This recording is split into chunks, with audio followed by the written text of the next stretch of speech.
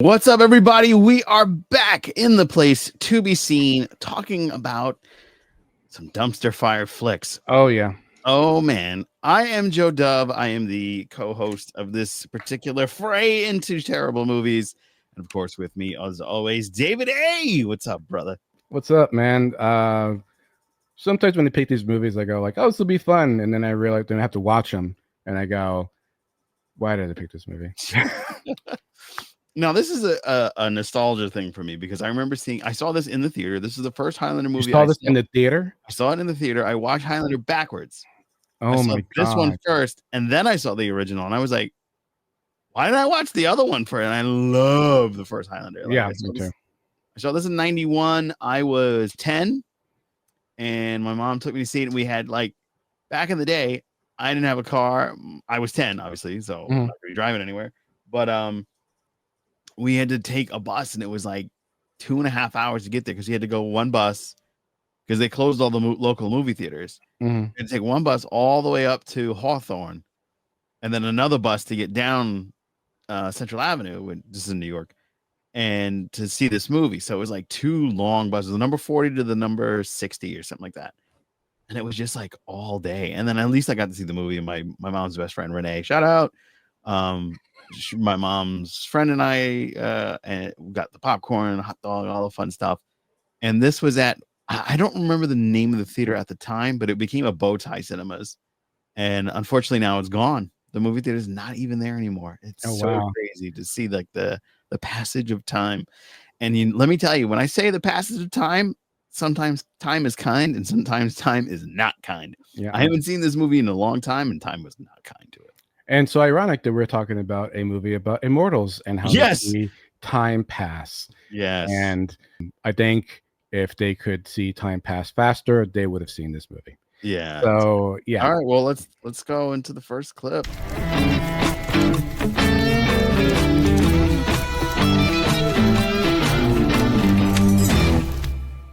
What trash are we burning through?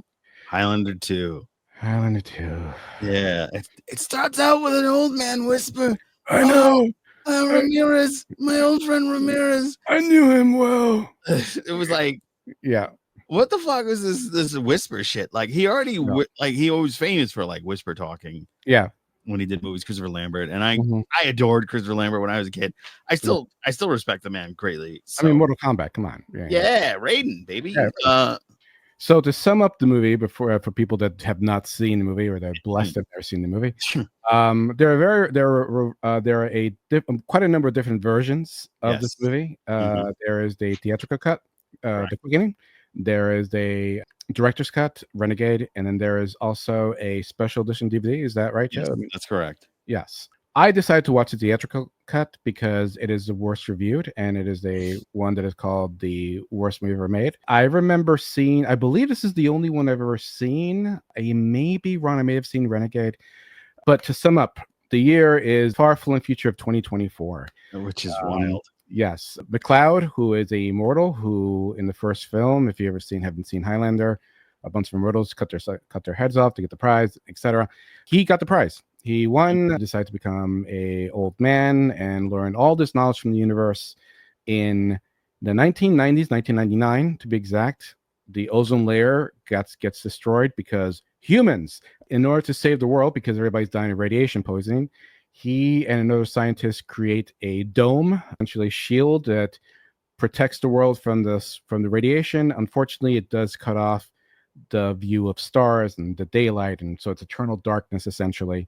Yeah. It's always nighttime with no stars. People have now turned against McLeod. He is hated by a lot of people for taking away the sky, and it turns out that the origin of the immortals is revealed, and they are, and I'm going to go for the theatrical cut here, aliens from the ancient past from a planet called Zeist. Ugh. Terrible idea. Why? Who fight in the revolution, immediately get beaten, immediately squashed as a crime. Instead of getting killed, they get their memories erased and thrown into far-flung future into another planet called Earth, where they have to fight each other to get the prize. And after the prize, the winner, McLeod, can either become an old man and die a natural death, or come back to Zeist with, I guess, powers and take over the planet and win the war. His archenemy, General Katana, so original a name, decides to. They were like, "Hey, Sean Connery, you remember that sword you had? Yeah. It was a great sword, right? It was what was it called again? Katana. Yeah, that's the bad guy's name. yeah, sure. Decides to come from Planet Zeist, try to kill McCloud. He teams up with the guy who runs the corporation that helped McCloud build. Like he took over the corporation that built the shield. Yeah, apparently it turns out that McCloud and a really hot Virginia Madsen, is that the actress's name? Yeah, that's if you are familiar with Dune 1984, she was the Empress. She was the princess or whatever, Princess Ilana or something like that. Yes. So such a crush on her when this came out. I think that's why I like this movie so much. I was like, oh yeah, she was a babe. And I'm watching. I'm like, yeah, she's still a babe. She's still a babe. She's still a MILF. Yeah, she aged really well. I was like, yes. You know, she's my mom's age, and I'm like, wow. McCloud learned that the shield has actually healed the ozone layer. They want to turn it off, but unfortunately, the bad guy wants to keep it on because of money. And Katana and him team up. Katana kills him, and then Katana him sword fight. He dies. McCloud destroys the machine. World's a happy place. Now there's stars. Yep. The end. Oh, and during this entire process, Sean Connery, Ramirez comes back from the dead because of magic. Or as I like to say, because. So yeah, so that's in a nutshell the movie. Now, Virginia Madsen, my mother's also named Virginia, so I guess that's a weird thing. But totally different looking women. My mom, that woman is amazing. Anyway, was Michael Madsen's sister, who recently just passed away. Yeah. Wow. Yeah. I googled it before I said it to make sure. But yeah, no, that was her brother, like Michael Madsen. She is 63 years young. She played Princess Urulan in the original Dune. And ironic. And she won a Saturn Award for her role as Helen Lyle in Candyman in 1992. She was in The Prophecy, which another movie I really liked. I love that movie so much. Yeah, it was so good. One of Christopher Walken's best films. Yeah, I agree. She was in The Rainmaker, The Haunting, Sideways, Oscar for Best. She got nominated for Oscar for Best Supporting Actress in Sideways. A Prairie Home Companion, The Number 32, A Haunting of Connecticut, Joy, Her Smell, creepy, and Pray for the Devil. She does some TV. She was on Frasier. Was a recurring girlfriend of his. She was in The Witches of East End, Monk, The Event, Designated Survivor, Swamp Thing TV show in 2019. So that's pretty much the last thing she did was the Swamp Thing. Yeah. So every once in a while, also pop up in something here. Yeah.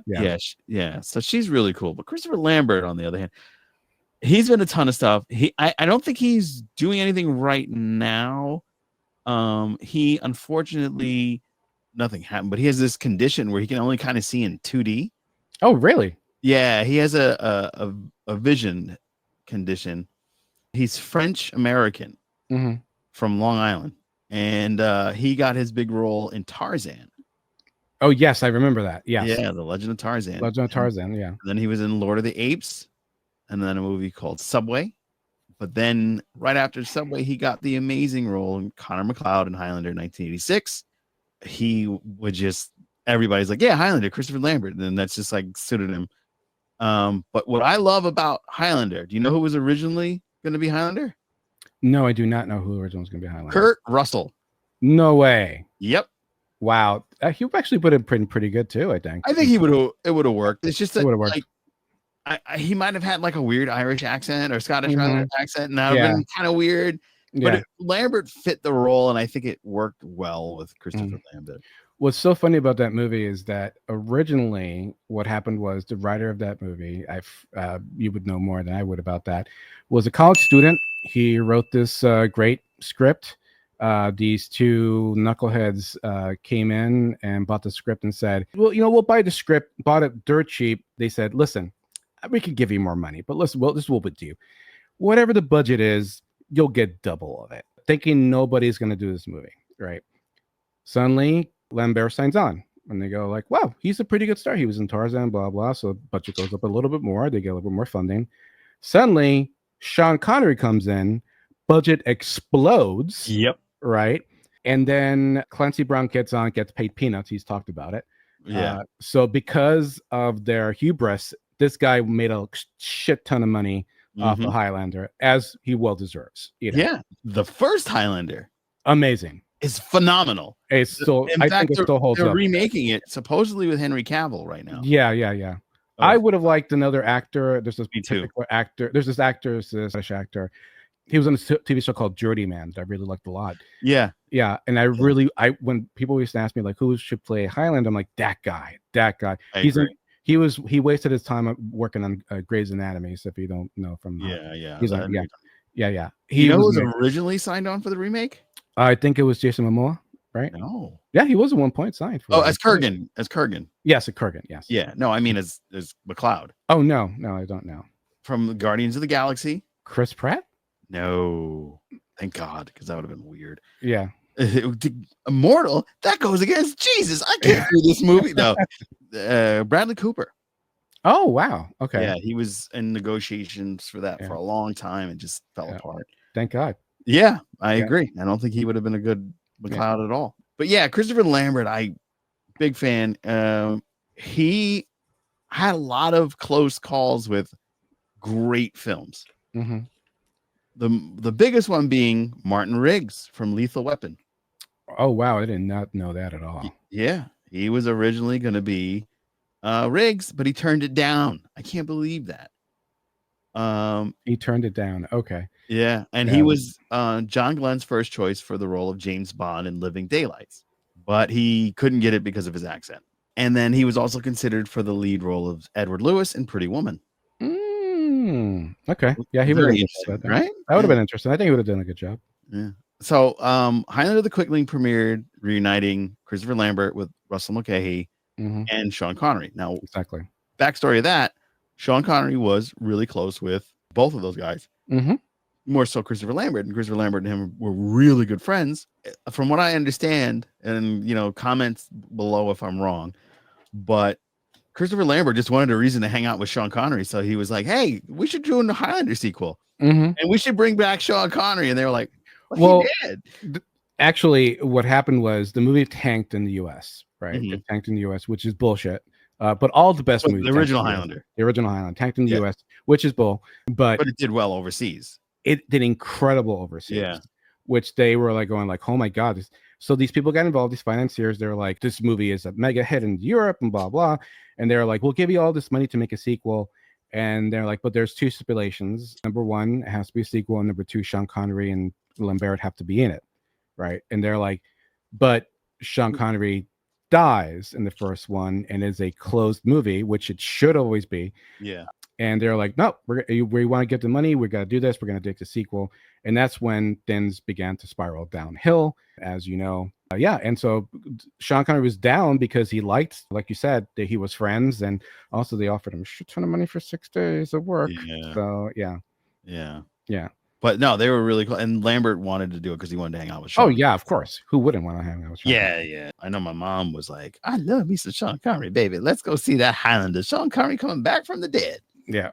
But the wild thing about this movie was the explanation. Now, there's one of the jokes that my uncle said, well, I mean, it kind of makes more sense because at least that's why they're immortal, because they're from another planet. So it would explain the whole thing. I get it.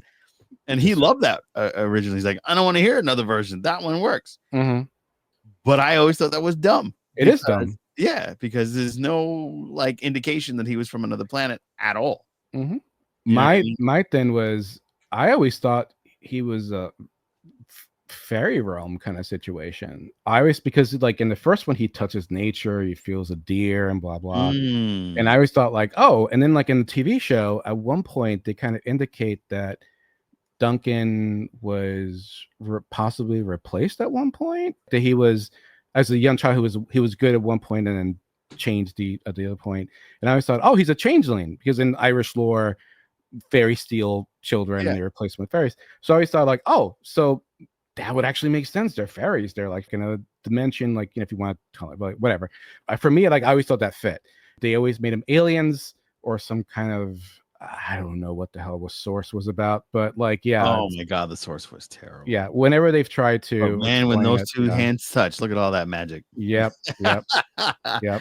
So all right, so I gotta ask you, Michael Ironside, love Michael Ironside, great actor. He has a lot of fun in a lot of roles. Why did they put him as the bad guy? I just feel like he was trying to out Kurgan.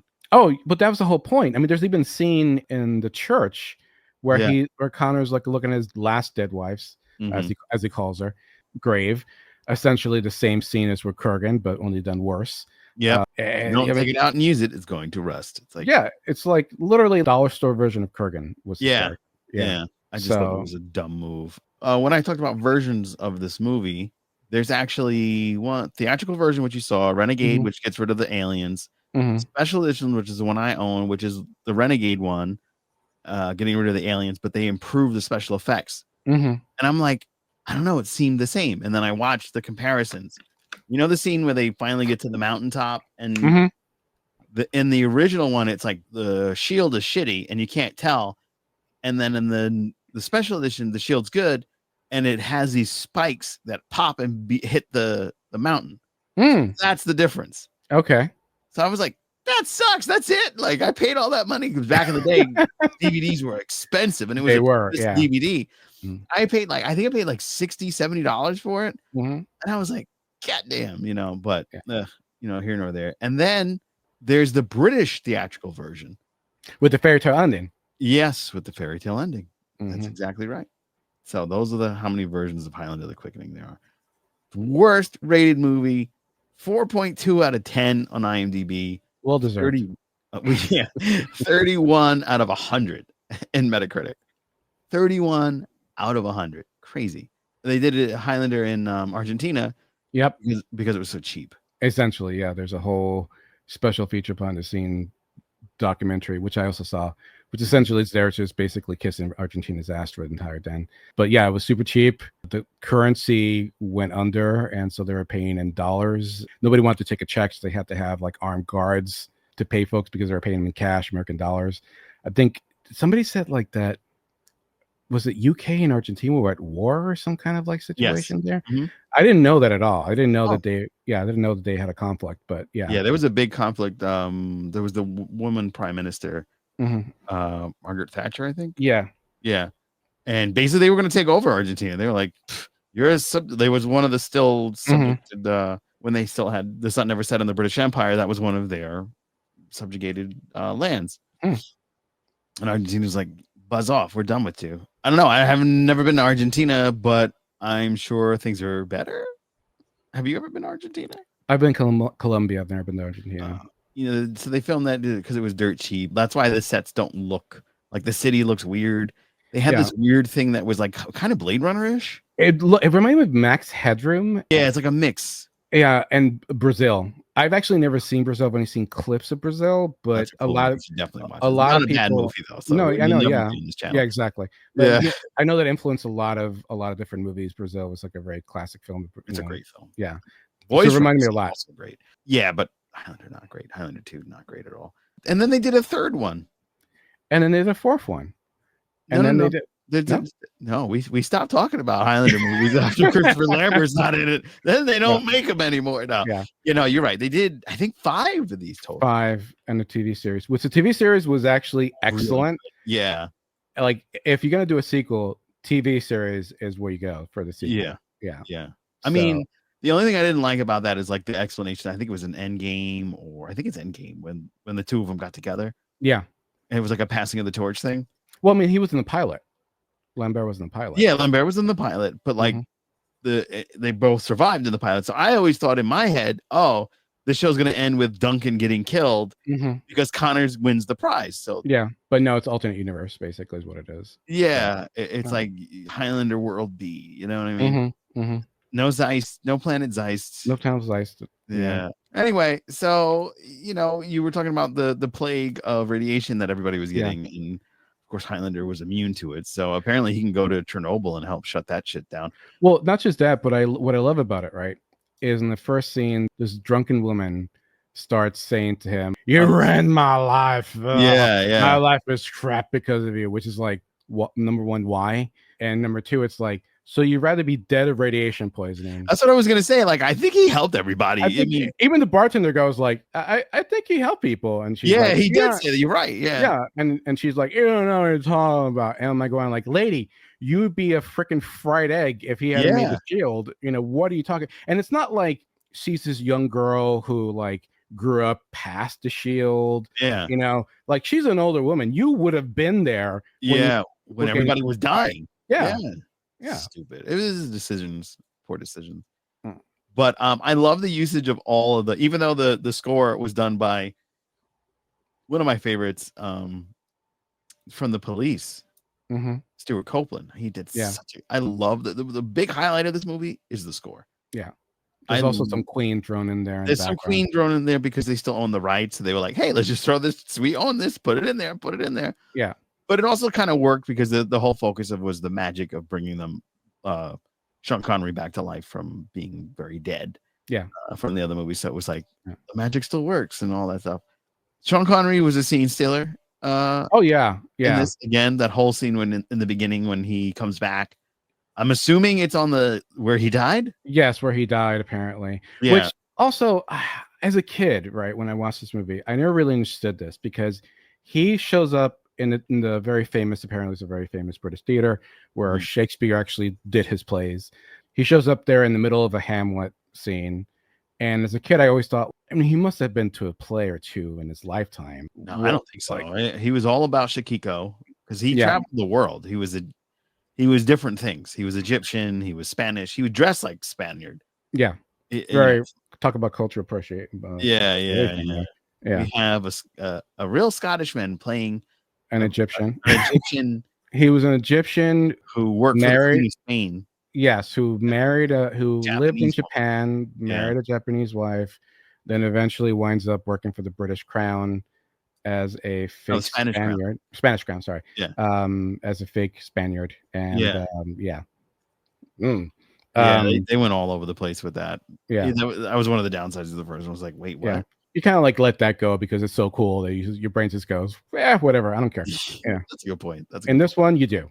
This one, your brain's like, no. Yeah, he only comes back to get sacrificed again. Essentially, yeah. He like that's dumb. Not just that, but like he shows up out of nowhere, heckles the poor actor, who's there, gets a standing ovation for no reason. Right. Because like it's like he was like funny. Like he was like, oh yeah, it's funny, I guess. No, the audience doesn't mind this. Maybe apparently the guy stunk so bad.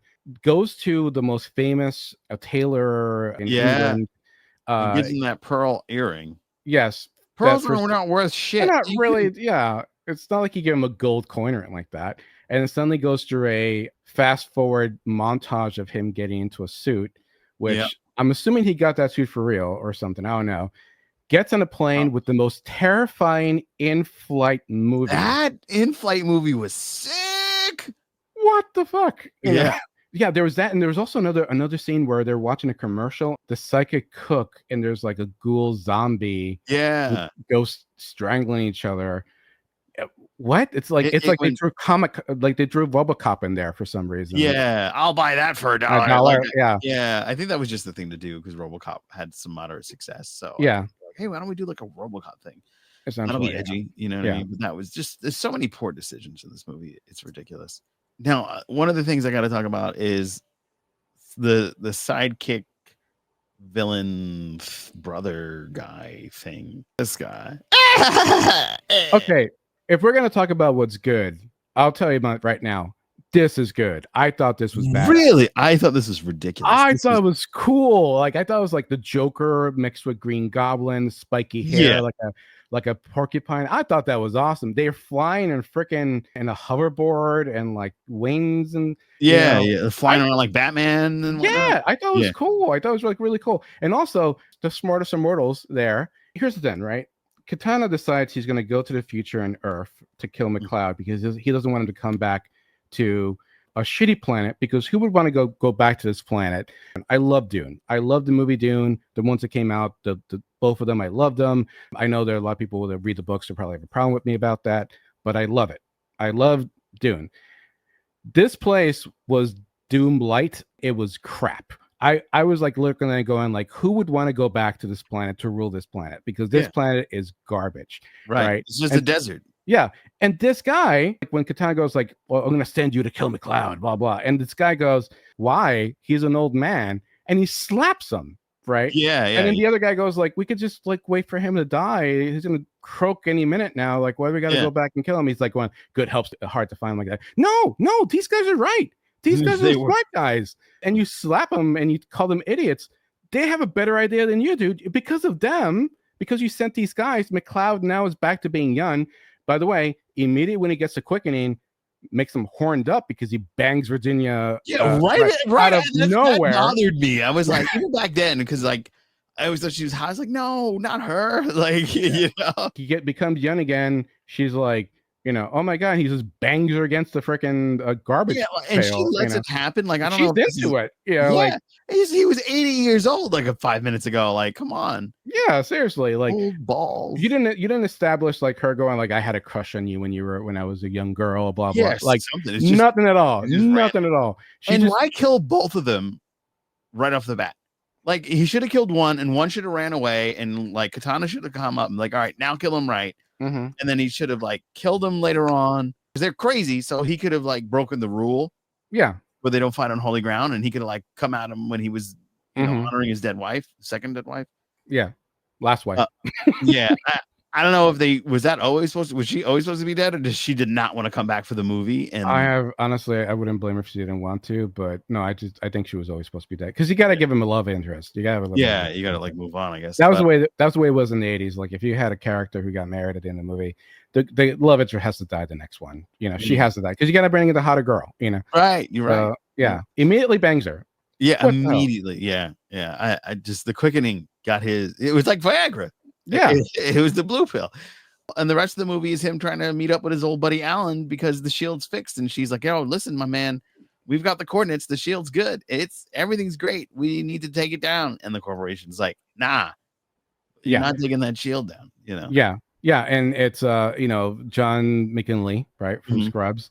He said he regretted this, that he decided he was fascinated with Orson Welles, decided to do an Orson Welles accent. Movie. Wow. It was not in the script at all. It was his choice. He decided to do it. In an interview, he said, I sound like a pretentious asshole actor when I'm doing that. So, yeah, I was fascinated with Orson Welles. I decided I wanted to pretend to be Orson Welles, and I did this stupid voice of imitating Orson Welles.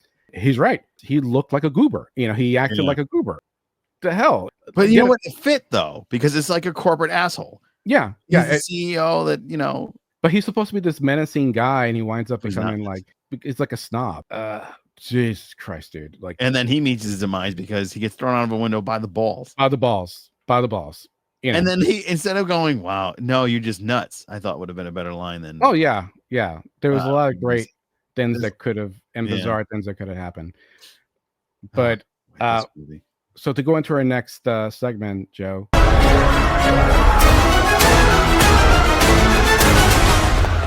How bad was it? It was bad. It was bad. Very bad. It was bad. I gotta say, I had this ranked at my number 2 spot at one point in my tier, which we'll get into that later. That's jumped up. That's jumped up into a tier 3.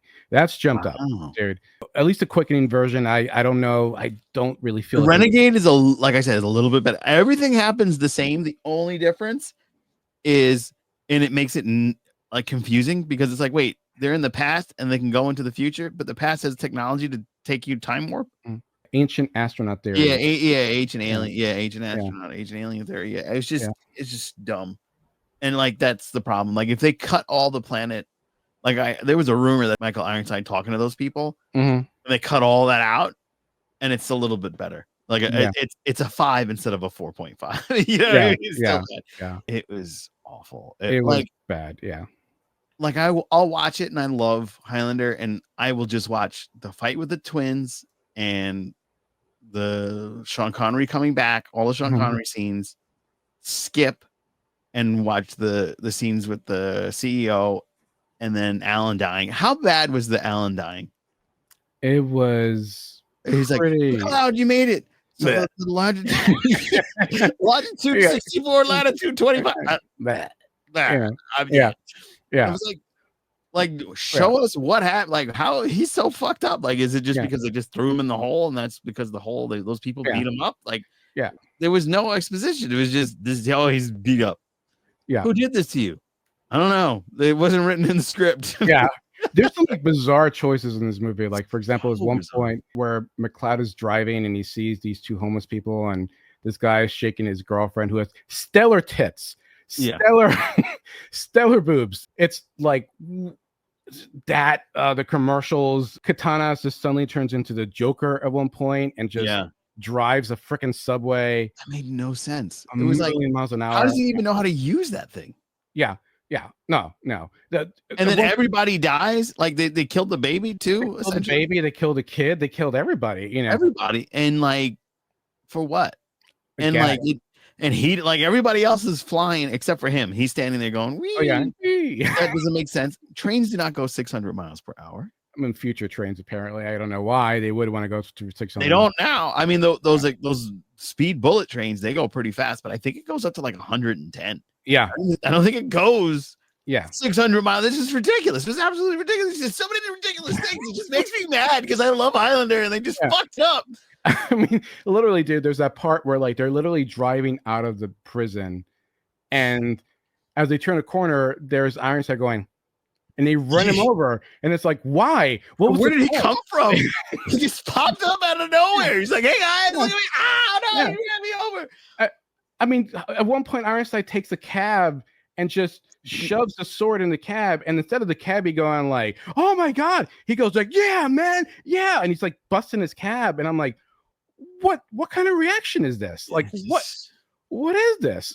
And why are all the cars old? They had no idea of making futuristic cars. It was 1991, so they couldn't have come up with 2024 cars. Now, look, I have a futuristic car. I have the BZ4. It looks like a futuristic car, you know, at least.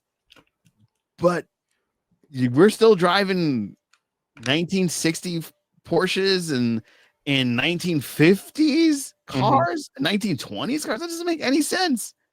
Like, they did not think. It just pisses me off. It makes me mad. I mean, there's even parts where like you just go, why? What? Like there's a part where like McCloud and Max are trying to talk secretly, and so he's typing what he's talking about, and it's like it's a clear screen. It's a clear screen. You're not hiding anything. Yeah, you should probably like text him. Yeah, like there's not even cell phones. Like or use like a freaking monitor. Like his monitor is clear screen. You could see everything. Like you're not hiding anything. Yeah, it wasn't even like a screen. It was just like a glass display. It was a it was a glass. Like you can see that, you know, and then write it down. Yeah, and then McCloud goes from being a 90-year-old man who talks like this, which is first of all, that's a choice. Such a choice. Yeah, and then he like becomes a young guy, and everybody's like, oh yeah, McCloud's a young guy.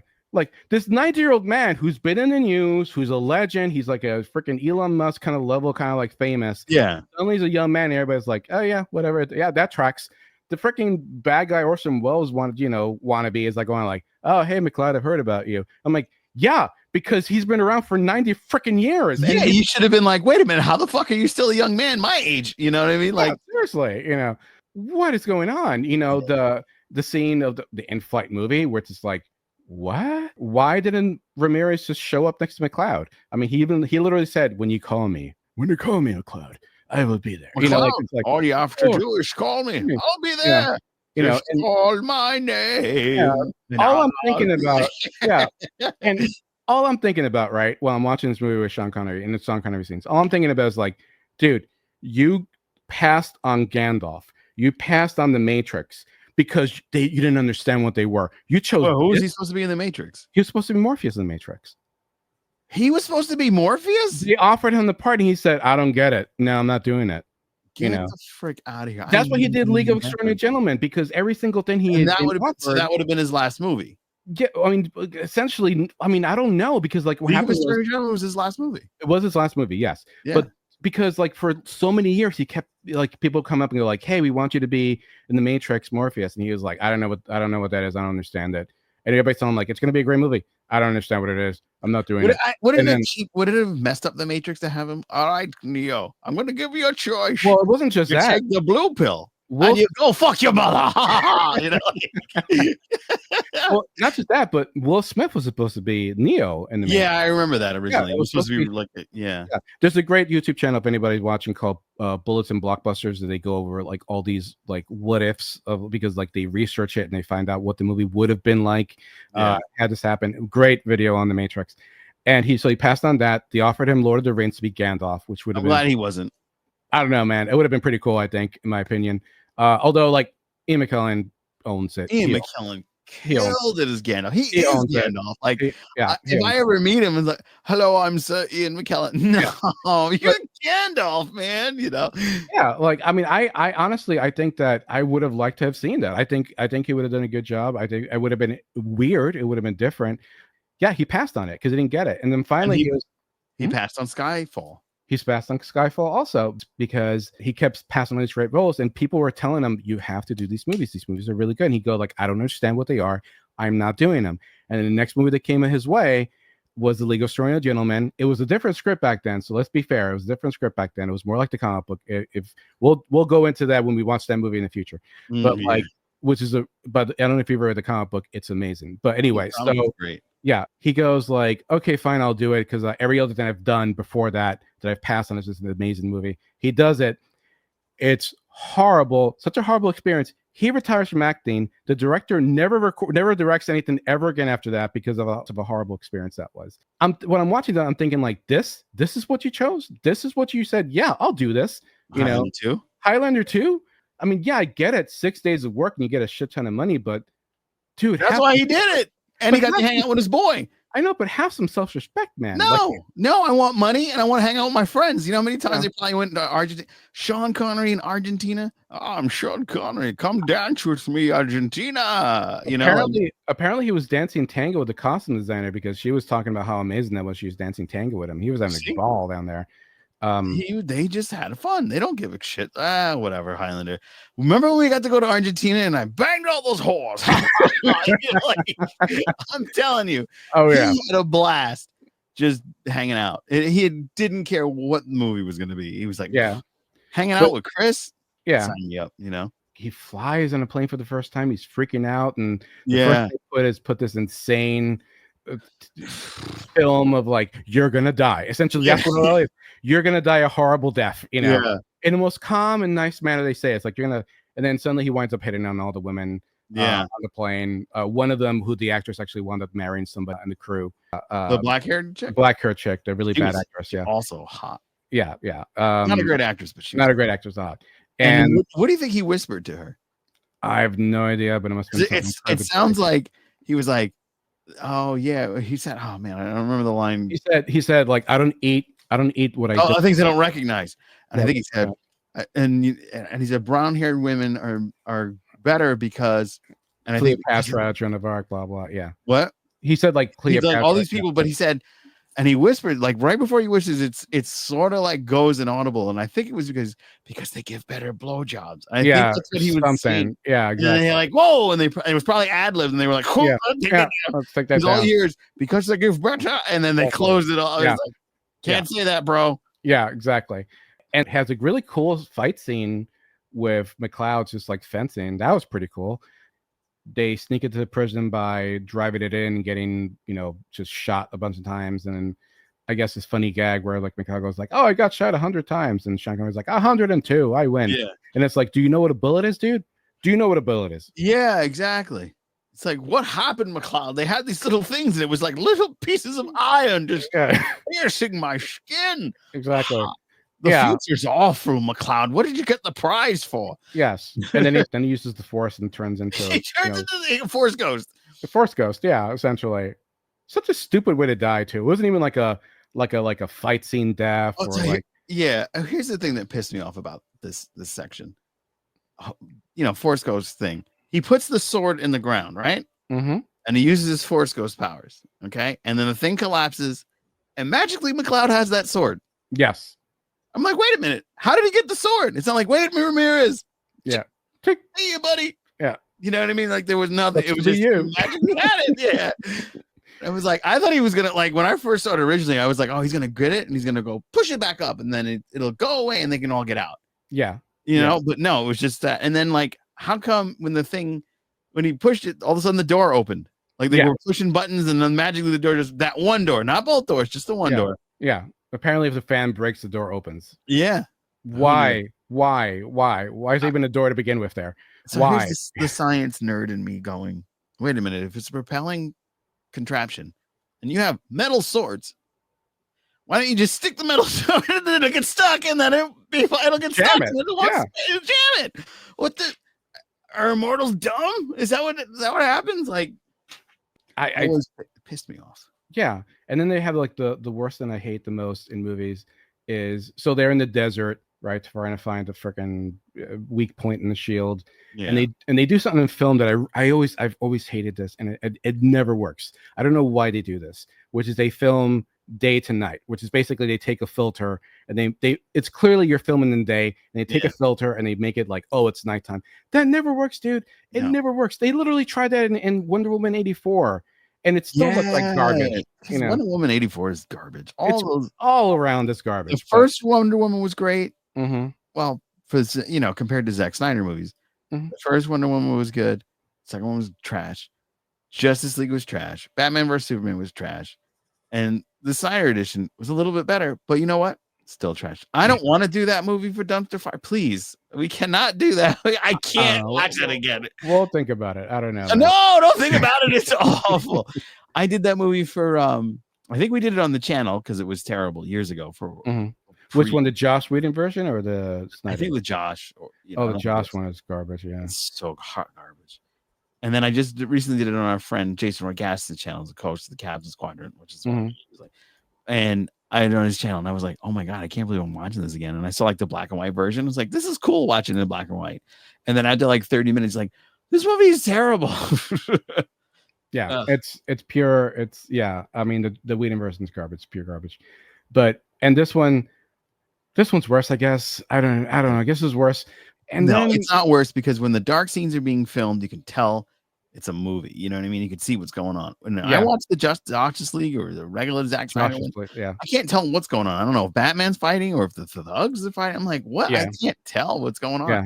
At least at least McCloud didn't beat Katana by saying Martha. You know, like he didn't do that. At least my mom's name's Martha. You know, what I mean? It's like, but and the fight scenes are pretty good. I think for the most part. Highlander 2, for the most part. I mean, sword fighting, you can't really, I love this. That's the only good thing is about that scene when they're fighting in the factory or whatever. Yeah, and he gets on the elevator and he falls all the way down. That's cool. And he has to put himself back together and everything. That was neat. I like that. Those were the redeemables. I mean, I do know though the behind the scenes. Apparently, there was a lot of injuries during these fight scenes. I can see that. Ironside cracked a tooth, like he got his tooth cracked by. And then he accidentally cut part of Lambert's finger. Oh, wow. Yeah, apparently he cut part of it off. So, these were not very well choreographed. It was you could tell, though, because like the choreograph in the first Highlander was on point. Like him him and Kurgan and Sean Connery. Like those scenes were really well choreographed. This one was just kind of like, all right, go sword fight. Yeah, I mean, even Ironside said, "I wish we'd have done better sword fight, but that sword was so freaking heavy. It looked heavy. Yeah, I couldn't really do much with it. I wouldn't in Connery's fight scene were like the only good sword fight scenes because that last one was garbage, was pure garbage. And I mean, the only cool thing about it is when he decapitates. A spoiler, but it's a 40-year-old movie. Anyway, when he decapitates, 40 years old. When he decapitates Katana with a katana, when he does that was cool. Like the way they did it, where his head like fell backwards behind. I was like, oh, that's a cool choice. Like, because normally it just flops off and you don't see, but it went like it popped off and went backwards. I was like, oh, that's cool. Actually, one of my favorite decapitations was the first henchman with the train. The train, like it was inadvertent though. Yeah. Like he wanted to beat him, but it didn't look like it was going to happen. Yeah. And then he falls down and he just kicks him off and he falls underneath the train tracks. That was cool. Like the way the way the head came off, I thought that was a really great effect. Yeah. That's because they really did it and he's dead. Yeah. Michael Ironside is a bad guy. Good choice. Yeah. Bad direction. Seriously, he goes from like 1 to 1,000. Yeah, quickly. Like at first, like you think like, okay, so he's gonna be like this, like really threatening, pompous General. like general, and suddenly he gets to Earth, and I don't know, something in the air, because he suddenly turns into the Joker, making puns, driving a subway at 500 miles an hour. Yeah. Reason, stabs a cab for no reason, goes and breaks open the guy. Yeah, he rips his jaw off. Rip his jaw off. It was brutal for no reason. He like punches him and but it's just like, not only is he dead, he's dead, and he's still cracking the guy's neck, and all you hear is like crack, crack, crack, crack, crack. And at one point, I'm literally going like, if I was in the party, like, okay, he's dead, dude. Like, he's dead. You made your point. Nobody's gonna say anything because look, he's still killing the guy. He's like, you know what? I'm not gonna say anything. Let's just let him do his thing. Yeah. When he's throwing out one-liners, even McCloud tells him, "Hey, dude, I was ready to die. Yeah, I was ready to die, and like you sent these idiots for me. You're the reason why I'm still kicking, man. Yeah, like, seriously, stupid. He's had a huge, long. Come on, career. yeah. His real name is not Michael. It isn't. No, it's Frederick Reginald Ironside. At least his last name is cool as shit. I loved his last name. Oh, Ironside. That sounds like a badass, like a. I mean, V. Have you ever seen him on V, in the original V? He was in V. He was in Scanners. He was in Sequest. I think he was one of the best characters in Sequest. I thought he was really good. Right. He was in Starship Troopers. Yeah, Starship Troopers. I mean, come on. Yeah, Free Willy. He just had a great career. Yeah, he was in the Terminator Salvation. The Next Karate Kid. Yeah, that's right. They're not all winners. They're not all winners. Yeah, but amazing character actor. Every time he's in something amazing. And he was in X-Men First Class too. Oh yeah, I forgot he was in that. And he was the voice of Ultra Magnus in the short-lived Transformers Prime. Oh really? I didn't know that. He was also in. Was he Darkseid, or was he in the Justice League? He was in the Justice League. He was Mongol? No, you're right. He's the comic. He was Darkseid for the voice in the. I knew he was Darkseid. Yeah. I knew he was Darkseid. Yeah. Yeah. So, but yeah, I love Michael Ironside. Like, he's a cool dude. He's still acting. He's got a movie coming out, which I was like, all right, bet. Put him in whatever. I'll watch it. You know what I mean? He actually survived 3 rounds of cancer: bowel, prostate, and thyroid. Jesus Christ. Yeah, tough dude. Much respect to Michael Ironside. And he's back. Like, he had to beat all those cancers, and now he's back. Yeah, expect him. He's also reprised his role as Darkseid in the Harley Quinn series. Oh, cool. Yeah, so if you haven't seen that, go back and watch that. But yeah, Michael Ironside is an absolute gem. Protect that man at all costs. Oh yeah. Yeah. If you think of character actors, one step above a character actor would be Michael Ironside. All right. So I guess we got to ask the question. That's it. I'm done.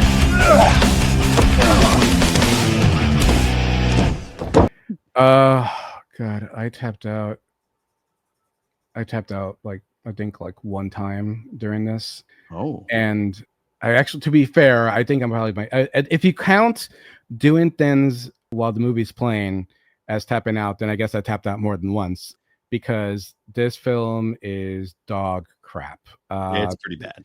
It's pretty bad. I mean, all right, well, give them your tier system. Explain that and and list it. Okay, so David's bad tier system. So we got our tier 1. Tier 1 are basically beginner bad movies. Beginner so bad it's good movies.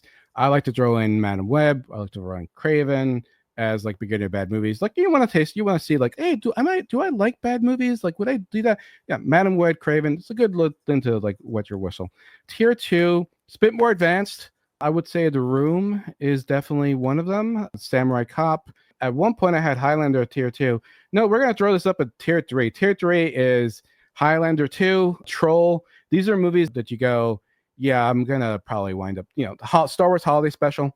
Wow, ouch. Yeah, these are movies where you just go, I have to tap out at one point or another at this point. And then tier 4 is made just with one specific person, which would be Neil Breen. Neil Breen, if you never heard of Neil Breen is a genius at making the worst possible movies possible. People say the Ubi Bowl is a new Ed Wood. Nope. Neil Breen is definitely, I consider, the new Ed Wood. Yeah, so basically in this category, you got Neil Breen, you got Ed Wood, you got Ubi Boll.